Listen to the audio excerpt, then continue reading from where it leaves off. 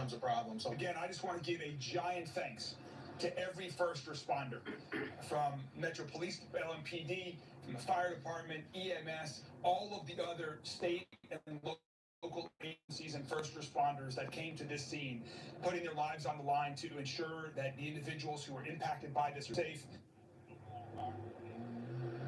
And like he said, this was an all-hands-on-deck situation. This happened around 3 p.m. this afternoon. We at our station, we felt that we all thought, what in the world is happening? And the best thing about this tonight is there are no reported fatalities at this moment. Right now, we don't know the severity of the people's injuries at the hospital, but we are learning more information. And again, they say that this is going to be an ongoing investigation, and it's still a lot of unknowns at this moment. But again, as we learn more, we're going to update you here on air and online. For now, in Clifton, D'Andrea Turner, WLKY News. Thank you, D'Andrea. Now let's go to Alexis Matthews, who is near the scene there. Alexis? Yeah, Jennifer, I am still at Pope and Hello. Main Streets, less than a mile from where the Givaudan plant exploded earlier today. And I do want to show you through traffic has just opened back up.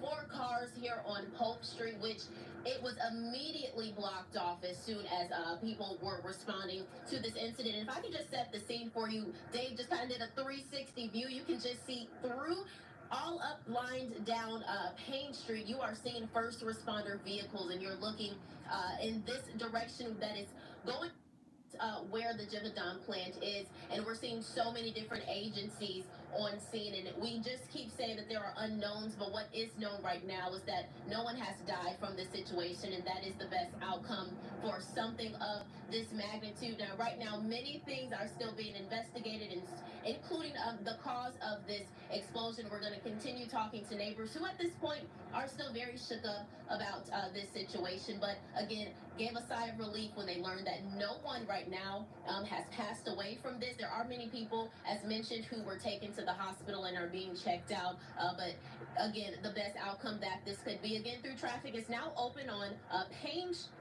Pope Street along Payne. Payne is still very much blocked off for this very fluid situation, and as we get more information, and we'll of course continue to update you both on air and online. But live from the Clifton neighborhood for you, I'm Alexis Matthews. Yeah, block from Pope to Clifton. An explosion. First people on the scene. She's been talking to people impacted by the blast. A blast Let's go to her live now. has happened at a plant. Rick, Jennifer, we spoke to a lot of people out here today who were really just shaken. We were told around 3 o'clock there was just chaos along this street here on Frankfort Avenue, where right now we're near Osaka Restaurant, and this was one of the places, one of the businesses out here that saw shattered glass after that explosion a little bit earlier. They've since boarded this window up, but when we came out here, this was completely open. There was glass along the street here. There was another business further up the street that also had shattered glass at Quill's Coffee. Now, we're still waiting to learn more, but we spoke with people who were really just trying to figure out in those moments what was going on. They said that they felt a shake. They could hear something loud exploding. We spoke to one woman who was driving to a restaurant out here when she said she felt the car shake around her. All at once we heard an explosion and the glass and everything shook. It didn't break, thank goodness, but we could hear glass breaking. So we quickly came around front and everybody was coming out of their shops. We noticed the glass was broken, but not all the way out of Osaka. It was just kind of scary because it was so loud and it was too much to be a transformer. It was loud and you could feel it. Now, since that shelter in place has been lifted, we have seen a few more people come outside, but a lot of these businesses out here have closed up for the day. They've been closed up for a while now since that explosion.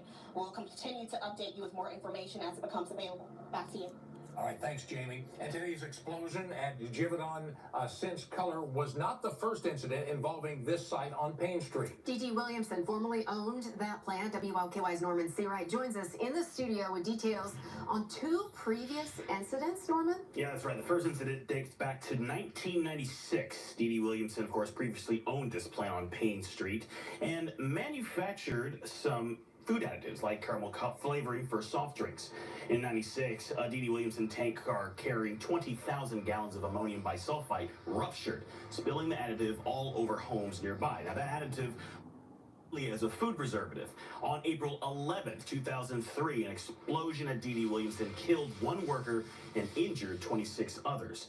Firefighters at the time said hazardous amounts of ammonia leaked from the plant and debris was sent flying through fences and into neighboring parking lots. And people up to 3 miles away felt that explosion, much like today's blast.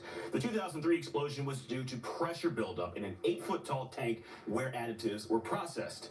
Federal investigators found the 2003 explosion could have been prevented by a pressure relief valve. The company was fined $10,000 by the Kentucky Labor Cabinet for that incident. And the company's president vowed it would never happen again. Unfortunately, another incident happened today. In studio, Norman Seawright, WLKY News. Thanks for putting that in perspective. Thanks, Norman. Now, we will continue to follow this late-breaking news, and we will bring